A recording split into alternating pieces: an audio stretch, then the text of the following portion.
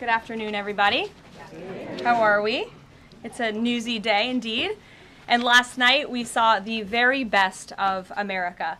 After spending nearly 300 days aboard the International Space Station, Butch Wilmore and Suni Williams are back on Earth.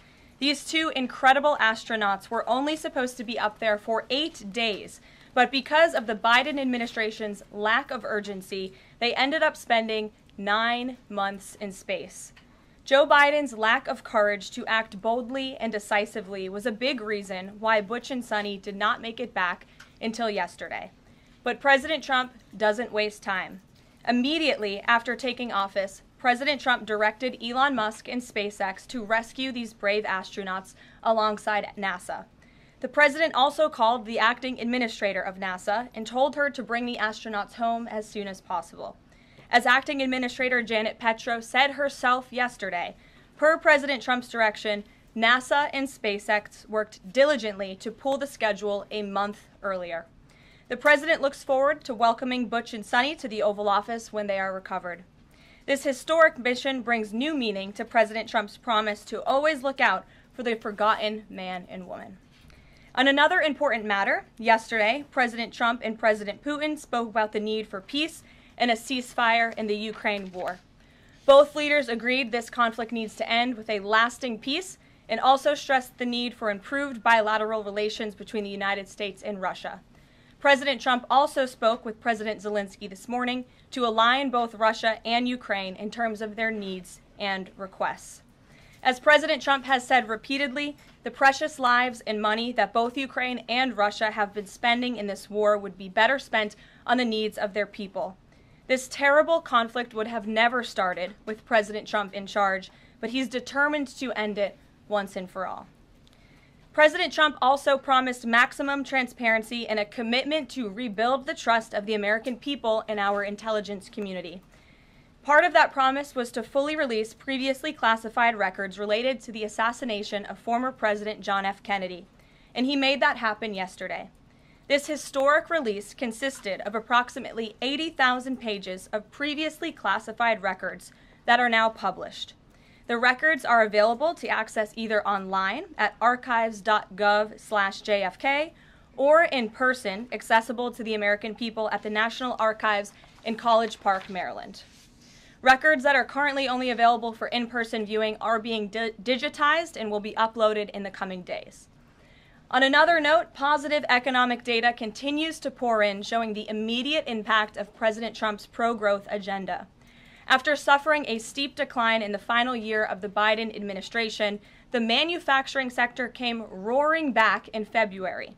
Industrial production surged in February, these are new numbers, 3 times at a greater 3 times rate than the expectations to its highest ever recorded level.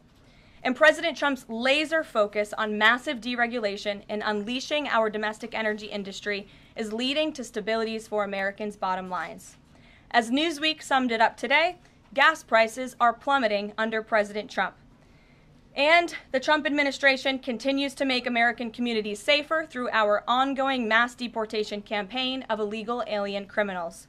Yesterday, FBI Director Kash Patel announced the agency captured another fugitive from its 10 most wanted list, securing the extradition of Francisco Javier Roman Bardeles, a key senior leader of the brutal MS-13 gang. And the brave men and women of ICE also arrested a number of dangerous aliens across the country in recent days. You will see them on this screen. ICE San Francisco just arrested a citizen of Guatemala convicted of sexual battery. ICE New Orleans arrested a citizen of Ecuador convicted of rape in Suffolk County, New York. ICE Atlanta arrested a citizen of Mexico convicted of assault by strangulation. ICE Dallas arrested a citizen of Mexico convicted of assault with a firearm and rape with a foreign object. And ICE Houston arrested a citizen of Guatemala convicted of indecent sexual contact with a child in Texas. These are heinous criminal alien monsters who the previous administration allowed to flood into our country. And every time President Trump and this team deport one of them, our country becomes safer. Finally, before I open it up to questions, I want to tout how successful our efforts have been in filling out President Trump's administration. There have been a record number of 281 Senate confirmed nominations already, with another 280 in process.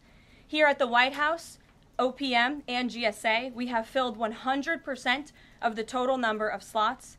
And this is a record number of placements in the first 58 days of any administration, and a testament to the caliber and the sheer quantity of talented people who want to work for President Trump to make America great again.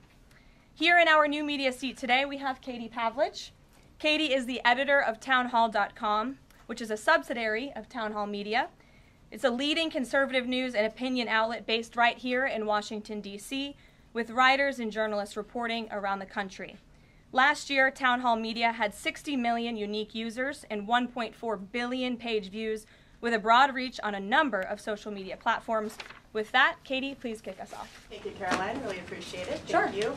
So given the back and forth with this U.S. District Judge and the administration's use of the Alien Enemies Act, does the President plan to send new and additional flights of Venezuelan gang members, now designated as foreign terrorists, from the U.S. to El Salvador or elsewhere?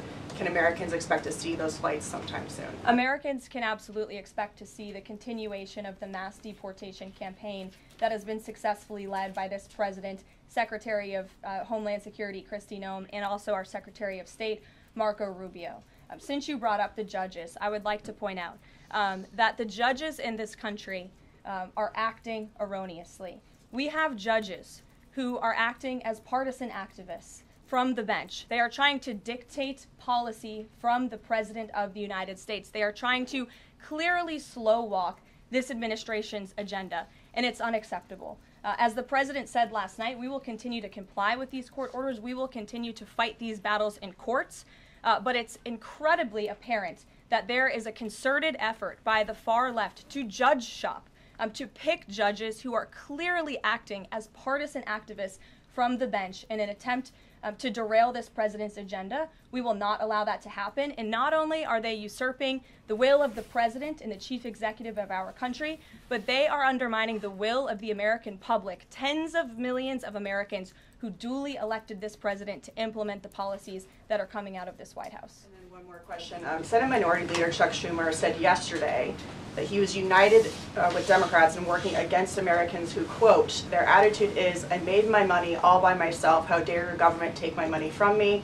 Or, I built my company with my bare hands, how dare your government tell me how to treat my customers? What is the president's response to this given his upcoming tax agenda and need to work on Capitol Hill? Well, we certainly hope that Democrats all of a sudden are for more money in the pockets of the American public. The president has made it incredibly clear that he is committed to tax cuts. He is committed to passing a big reconciliation package later this year, ending no taxes on tips, taxes on overtime, no taxes on Social Security for our hardworking seniors. And we encourage everybody on Capitol Hill to support that when it comes to the finish line, especially Democrats who clearly need a boost from the American public right now. Their approvals are at an all-time record low. Thanks for being with us, Katie. Garrett. I have one other question, but I want to follow up on Katie's question, actually. You said the mass deportation campaign would continue, but she asked about the flights specifically. Will those flights to El Salvador continue while this case is being appealed? We don't have any flights planned specifically, but we will continue with the mass deportations. And I would just like to point out that the judge in this case is essentially trying to say that the president doesn't have the executive authority to deport foreign terrorists from our American soil. That is an egregious abuse of the bench. This judge does not have that authority. It is the opinion of this White House and of this administration, and that's why we're fighting this in court. And it's very, very clear that this is an activist judge who is trying to usurp the president's authority. Under the Alien Enemies Act, the president has this power, and that's why this deportation campaign has continued. And this judge, Judge Boasberg, is a Democrat activist. He was appointed by Barack Obama. His wife has donated more than $10,000 to Democrats, and he has consistently shown his disdain for this president and his policies, and it's unacceptable. You're right where I wanted to go about the idea that these people are all foreign terrorists, but Judge Boasberg was originally appointed by George W. Bush and then elevated by Barack Obama. I just feel like I should clear that up. Well, let me just say something to that effect, Garrett. 67% of all of the injunctions in this century have come against which president? Donald J. Trump. Let me say that again. 60% of the injunctions by partisan activists in the judicial branch have come against President Donald Trump, and 92% of those have been from Democrat-appointed judges. This is a clear, concerted effort by leftists who don't like this president and are trying to impose or slow down his agenda. So, given that, do you think it's a good use of Congress's time and the president's political capital to try to impeach and remove a federal judge, which would take 67 votes you're unlikely to get in the Senate? Well, look, the president has made it clear that he believes this judge in this case should be impeached, and he has also made it clear that he has great respect for the Chief Justice John Roberts, and it's incumbent upon the Supreme Court to rein in these activist judges. These partisan activists are undermining the judicial branch by doing so. We have co-equal branches of government for a reason, and the president feels very strongly about that. Jackie. Thanks, Karoline. What options does the president have to, he says he's going to follow court orders. He wouldn't defy a court order, but he's raised these concerns about these judges acting in such a partisan way. Yet what option does he have to ensure that his agenda continues to move forward while this is ongoing and the judges appear to be trying to just block and delay and impede? Well, you're right. They are trying to block, delay, and impede. This is lawfare. The president is no stranger to it. He faced it in his campaign, and this is a continuation of the lawfare that President Trump faced as a candidate, and he's now unfortunately facing as a president. Clearly, these partisan activists in the judicial branch didn't get the memo on November 5th when the American people overwhelmingly re-elected this president to continue with mass deportations. So White House counsel and the Department of Justice are working on this. They're appealing these cases, and we will continue to use the full weight of the White House counsel's office and the president's team of lawyers to fight this in court, because we know we will win even if we have to go all the way to the Supreme Court. One more on TDA. Andy McCarthy said in an interview with Hugh Hewitt, he certainly agrees with what the president is trying to do with the Alien Enemies Act, but he's not sure that the law is completely on his side. He cites some previous Supreme Court rulings dealing with enemy combatants in wartime, says that even they have a challenge or a right to challenge their detention in court. He raised concern also that while TDA has been designated as a terrorist organization, these individuals hadn't been prosecuted for terrorism. So my question is, will the president ask Congress potentially to declare war on these cartels for the invasion that he's talked about so that he's on stronger legal footing? Well, we absolutely disagree with the legal opinion of the individual that you mentioned. We would not have moved forward with this if we didn't believe the president. This was within the president's executive authority to continue with this mass deportation effort under the authority provided to him under the Alien Enemies Act. And when you read the act, as I did last time at the podium, a predatory incursion is absolutely what has happened with Tren de Aragua. They have been sent here by the hostile Maduro regime in Venezuela, and the president, immediately upon taking office, designated TDA as a foreign terrorist organization. And under this act, it is within the president's authority to deport these terrorists. And anybody trying to defend these terrorists who have now been sent off of American soil should talk to the families of the individuals who these heinous monsters have killed and have raped. If you talk to those families, they are so heartened by the president's decision to take tough action and to use his executive authority, something that no other president has been willing to do, because President Trump does what he says he's going to do, and he is deporting these foreign terrorists from American soil to secure our homeland, and he's within his rights to do that. Caroline? Jennifer. Very quickly on Tesla, there's a website that's trying to dox Tesla owners across the country and saying they're only going to take down personal information when people show that they've sold their cars. What's the administration going to do about that?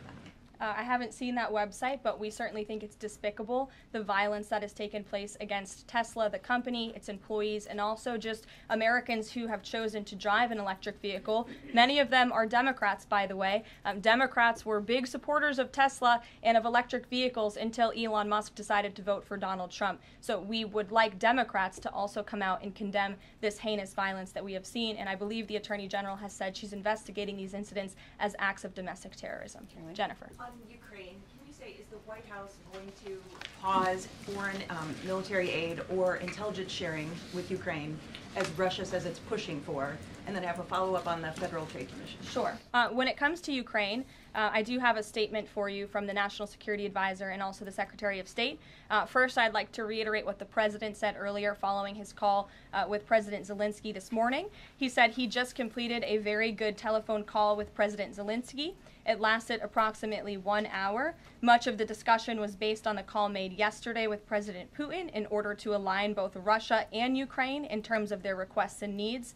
We are very much on track, and I will ask Secretary of State Marco Rubio and Mike Waltz to give an accurate description of the points discussed. That statement will be put out shortly. Well, I have that statement for you right here. Bear with me as I read it. Today, President Trump and Ukraine's President Volodymyr Zelensky had a fantastic phone conversation. President Zelensky thanked President Trump for a productive start for the work of the Ukrainian and American teams in Jeddah on March 11th. The meeting of the senior officials from both nations significantly helped in moving toward ending the war. President Zelensky thanked President Trump for the support of the United States, especially the Javelin missiles that President Trump was first to provide and his efforts towards peace. The leaders agreed Ukraine and America will continue working together to bring about a real end to the war, and that lasting peace under President Trump's leadership can be achieved. President Trump fully briefed President Zelensky on his conversation with Putin and the key issues discussed. They reviewed the situation in Kursk and agreed to share information closely between their defense staffs as the battlefield situation evolved. President Zelensky asked for additional air defense systems to protect his civilians, particularly Patriot missile systems, and President Trump agreed to work with him to find what was available, particularly in Europe. The two leaders also agreed on a partial ceasefire against energy. Technical teams will meet in Saudi Arabia in the coming days to discuss broadening the ceasefire to the Black Sea on the way to a full ceasefire. They agreed this could be the first step toward the full end of the war and ensuring security. President Zelensky was grateful for the president's leadership in this effort and reiterated his willingness to adopt a full ceasefire. President Trump also discussed Ukraine's electrical supply and nuclear power plants. He said that the United States could be very helpful in running those plants with its electricity and utility expertise. American ownership of those plants would be the best protection for that infrastructure and support for Ukrainian energy infrastructure. President Zelensky also thanked President Trump for continuing to push humanitarian concerns, including the exchange of prisoners of war. He noted they had just had a successful exchange and thanked the president for his leadership on that. President Trump also asked President Zelensky about the children who had gone missing from Ukraine during the war, including the ones that had been abducted, and President Trump promised to work closely with both parties to help make sure those children were returned home. They agreed all parties must continue the effort to make a ceasefire work. The presidents noted the positive work of their advisors and representatives, especially Secretary Rubio, National Security Advisor Mike Waltz, Special Envoy Kellogg, and others. The presidents instructed their teams to move ahead with the technical issues related to implementing and broadening the partial ceasefire. The presidents instructed their advisors and representatives to carry out this work as quickly as possible. The presidents emphasized that in further meetings, the teams can agree on all necessary aspects of advancing toward lasting peace and security.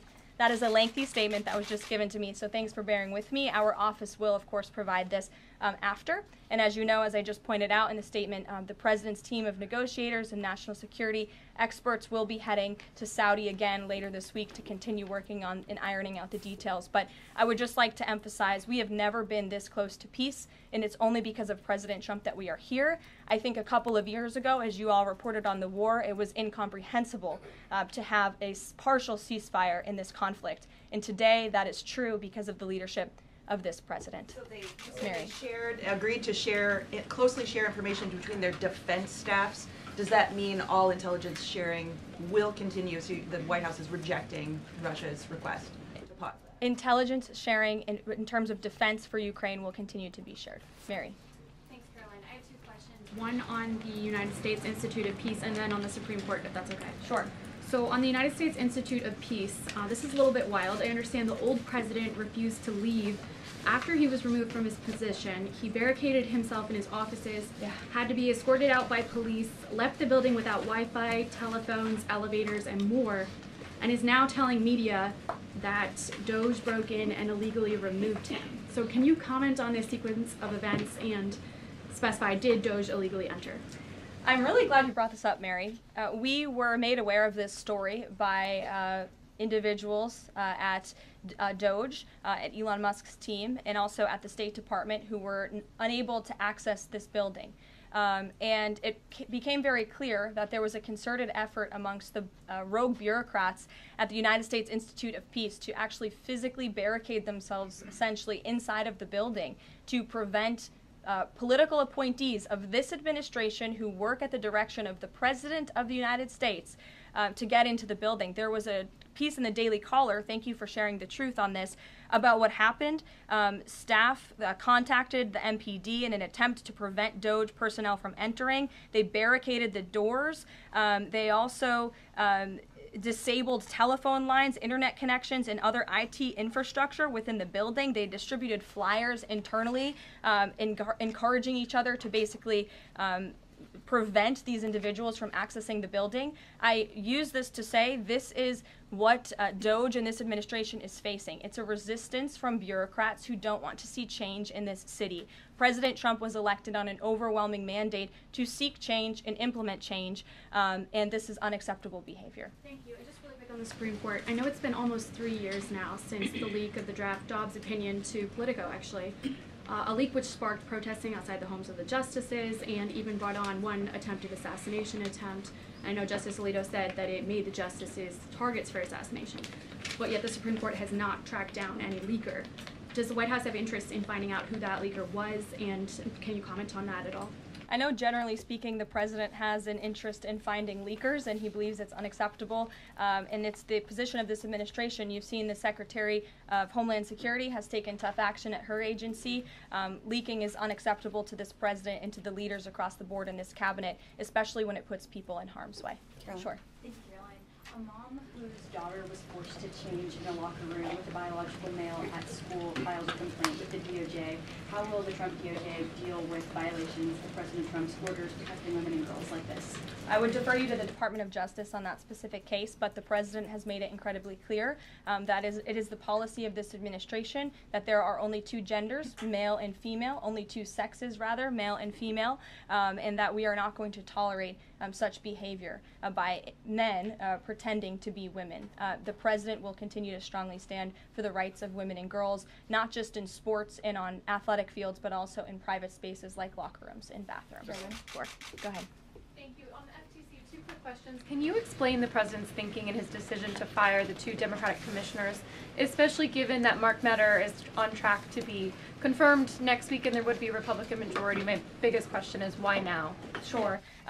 Because the time was right to let these people go, and the president absolutely has the authority to do it, and they were given ample notice in a letter that I believe your outlet reported on, so it pretty much explains exactly why this administration chose to let those individuals go. Caroline. The ultimate goal to get this to the Supreme Court to try to overturn the 1935 precedent? The goal was to let these individuals go. If we have to fight it all the way to the Supreme Court, we certainly will. Caroline. Thanks, Caroline. Back to those deportation flights to El Salvador. Can the administration provide any more details on how authorities determined that each of those men were in fact members of a gang? And if the White House can publish images, photos, videos of those men, why can't the administration just release basic information like their identities and names? We are not going to reveal operational details about a counterterrorism operation, but what I can assure you, as I said on Monday, we have the highest degree of confidence in our ICE agents and our Customs and Border Patrol agents who have committed their lives to targeting illegal criminals in our country, particularly foreign terrorists, and they had great evidence and indication. They have the highest degree of professionalism, and they were 100% confident in the individuals that were sent home on these flights and in the president's executive authority to do that. Just to follow up, I know in the last briefing you cited privacy concerns as a reason why the administration may not be able to reveal the identities. What exactly are the privacy rights of immigrants who were deported that the administration says were dangerous enough to be sent to El Salvador and sit in a prison? Again, as I just said, we're not going to reveal the operational details of a counterterrorism operation for quite obvious reasons. We're trying to combat terrorism here in the United States of America. Jeff. I could ask something else about the phone call yesterday. There was a couple different readouts from the Kremlin and the U.S. on a couple different points. One was energy and infrastructure. The U.S. statement said energy and infrastructure. The Kremlin said energy infrastructure.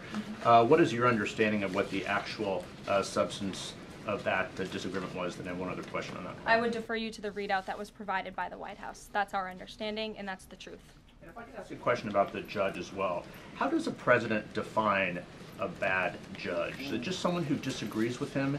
And is that a dangerous precedent in this case, because this is a temporary ruling from Judge Boasberg that he could ultimately rule in your favor? Is he setting up a standard here for calling for the impeachment of a judge who may ultimately rule on your side? No, it has nothing to do with disagreeing with the president on policy. It's with disagreeing with the Constitution and the law. And it's trying to usurp the authority of the executive branch of this country. It's having baseless reasoning for these injunctions. And it's a clear effort by these judges to slow roll this president's agenda. And if you just look at the injunctions that this president has faced, deporting foreign terrorists from our homeland, hiring and firing of executive branch employees, which when the president is the executive of the executive branch. You also see an injunction by a partisan activist judge when it comes to the Secretary of Defense trying to determine the readiness of our troops and the qualifications of our troops in our armed forces. Does a single district court judge really have more authority over the Commander-in-Chief and the Secretary of Defense to determine who should serve in our United States Armed Forces? Absolutely not. Anyone who has taken a basic civics lesson can understand that, and it's ridiculous lawfare that we are witnessing. And it's.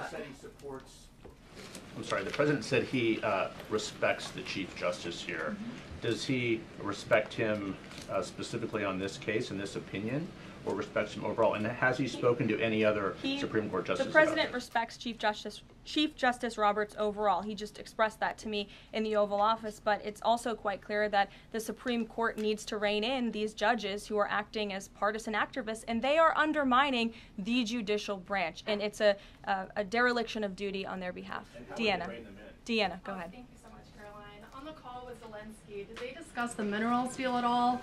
Is that back on the table, and what do the Ukrainians have to do to get that back on the table? And then one on the Russia call as well. Again, I just provided a very lengthy readout of the call that was provided by the Secretary of State and the National Security Advisor. And now we have moved beyond the economic minerals deal. We are at a place of peace. We're at a partial ceasefire, and we're moving towards a full ceasefire and a long-standing peace in this conflict. And that's great news for the American public. Kremlin readout mentioned that Trump and Putin spoke about potential U.S.-Russia hockey games. And the Kremlin readout also said that Russia wanted the U.S. to stop U.S. intelligence and U.S. funding to Ukraine. The president has said that that conversation did not happen.